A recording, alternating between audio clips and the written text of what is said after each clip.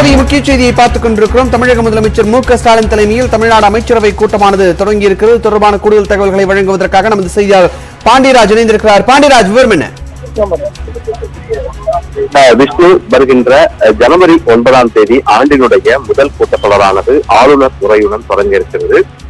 ஒவ்வொரு ஆண்டினுடைய தொடக்கத்திலும் ஆளுநர் உரையுடன் தொடங்குவது தமிழக சட்டப்பேரவையினுடைய மரபு. இந்த மரபின் அடிப்படையில் 9ஆம் தேதி அந்த கூட்டத்தொடரால் தொடங்க உள்ள நிலையில் ஆளுநர் உரையில் இடம்பெற வேண்டிய அம்சங்கள் மற்றும் திட்டங்களினுடைய நிலை மற்றும் பல்வேறு கொள்கை சார்ந்த முடிவுகள் தொடர்பான முடிவுகள் எடுப்பதற்காக தற்பொழுது முதலமைச்சர் மு.க.ஸ்டாலின் தலைமையில் சென்னை தலைமைச் செயலகத்தில் அமைச்சரவை கூட்டமானது தொடங்கியிருக்கிறது. இந்த கூட்டத்தில் பல்வேறு முக்கிய விவகாரங்கள் தொடர்பாகவும் அதே போல ஏற்கனவே சட்டசபை கூட்டத்தொடரின் போது அறிவிக்கப்பட்ட திட்டங்களினுடைய நிலை மற்றும் புதிய திட்டங்கள் மற்றும் சுற்றுச்சூழல் மற்றும் புதிய தொழில் சார்ந்த திட்டங்களுக்கு அனுமதி வழங்குவது உள்ளிட்ட விவகாரங்கள் தொடர்பாக இந்த கூட்டத்தில் முடிவெடுக்கப்பட இருக்கிறது. மிக முக்கியமாக ஆளுநர் உரையில் இடம்பெறக்கூடிய அம்சங்கள் மற்றும் அதே போல அறிவிக்கப்பட உள்ள சட்டமன்ற கூட்டத்தொடர் நடைபெறும் நிலையில் அந்த கூட்டத்தொடரில் அறிவிக்கப்பட உள்ள புதிய திட்டங்களினுடைய